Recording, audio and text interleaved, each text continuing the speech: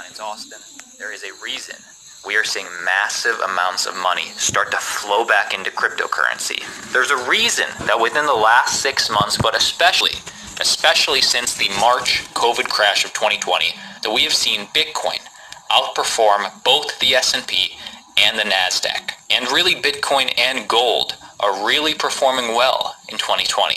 And there is a reason that certain altcoins are priming themselves right now to potentially do very, very well in the next 1 to 3 years. Hit the like button because in today's video, I want to share with you my strategy if I was coming into cryptocurrency for the first time today, how I would invest $1,000 today. I am not a registered financial advisor. Investing any amount into cryptocurrency comes with risk. Today I'm just sharing what works for me. But my strategy may surprise you, so watch the full video if you want the full context. Okay, let's jump in. If I had $1,000 was new to cryptocurrency, the first 500 to 700 of that $1,000 immediately would go right into Bitcoin. Hey, it may not be the fastest, but it is the most censorship resistant. It is the most decentralized. And ask yourself why. Why in the last 6 months, specifically in 2020, have we seen tech billionaires, macro investors, some of the most respected hedge fund managers come out in support of Bitcoin as a hedge? What do they know that we don't? Well, one thing that we do know is that these investors have made their career by spotting trends, spotting and investing in trends. So there's something here with Bitcoin. But why does Bitcoin have value? For the first time in human history, we have what's known as digital scarcity. Bitcoin is a non-sovereign, hard-capped supply, global, immutable, decentralized digital store of value. No single government controls it. The network has global distribution, and nobody can print more of it. There will only ever be 21 million Bitcoin ever.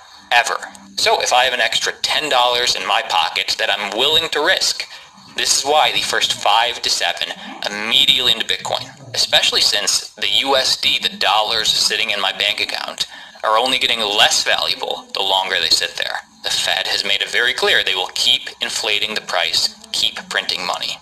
Okay, so we've taken care of 5 to 700, let's just call it 600 for ease. Now, we can have a little fun. How would I invest the remaining 400 if I were new coming into cryptocurrency today?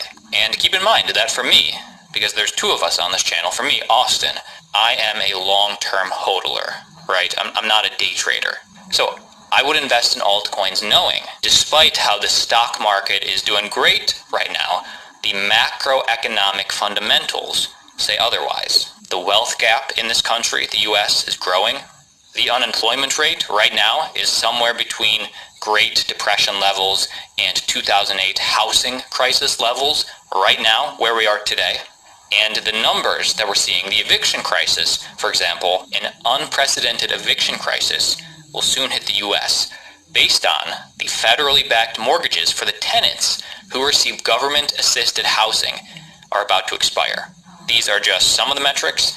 Here are the households per state who will be unable to pay rent or at risk of eviction at the end of this month. Now, I share this information with you just so you can understand my mindset.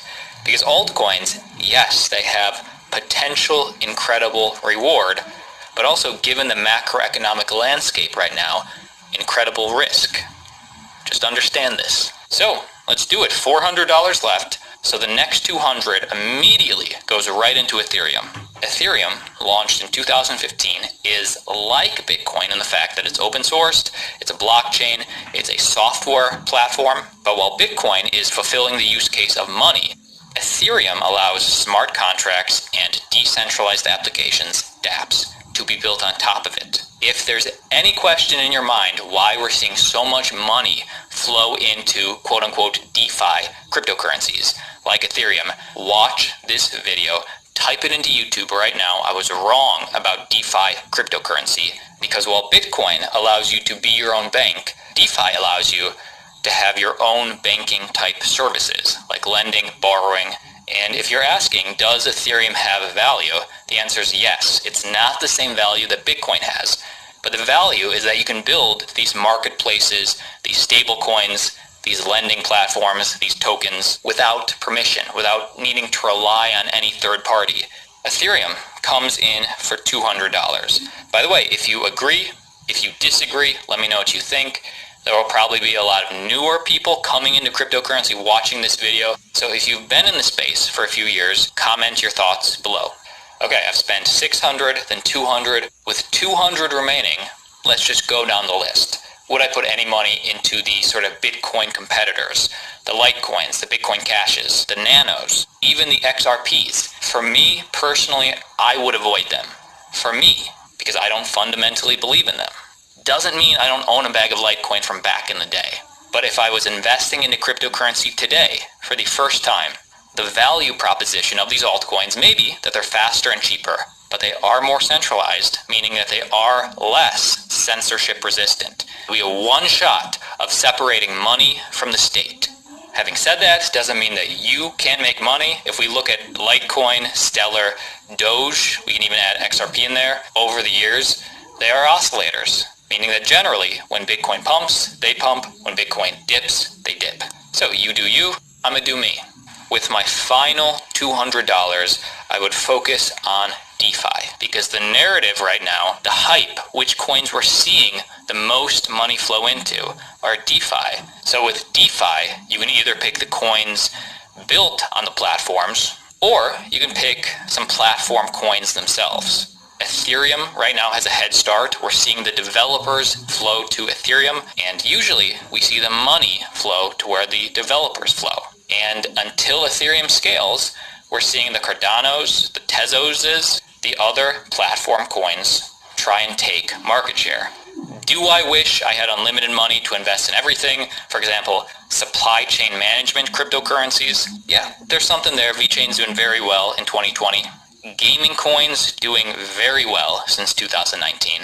And generally speaking, I'm sure they'll do fine. But me, what really excites me are platform coins and coins that fit this DeFi narrative. For example, coins that have already shown strength this year, Compound. Compound is a lending coin. It's an open-sourced market protocol on Ethereum that lets users lend or borrow assets against collateral. Other coins like Synthetics and Kyber showing a lot of strength in 2020. Synthetics is a decentralized platform on Ethereum for the creation of synths, on-chain synthetic assets that track the value of real-world assets. We've been talking about this one. Also, Kyber Network, a permissionless cross-chain atomic swap protocol enabling trading of tokens across different chains. We talked about Synthetics and actually Tezos and Cardano right here, link down below. We talked about Cosmos, the altcoin right here, link down below. We talked about Kyber Network right here, link to this video down below. So, where would I position my final $200? Well, I would take out a position on DeFi protocols that we're seeing people use, because in a project, if we're seeing volume trend up, partnerships trend up, development trend up, money often follows. If you disagree, let me know. Now, those are all sort of mid-caps. Over the next few weeks, I want to put a few more coins on your radar that are potential low-cap gems. Coins, just to put on your radar. Expect that video within the next few weeks. But generally, starting my cryptocurrency journey, if I was today, that $500 to $700 per thousand, I would slowly try and accumulate one Bitcoin. That would be my first goal. That's why the majority of the money goes into Bitcoin. It'd be nice to have 32 Ethereum, because then that is the number they say you could potentially stake.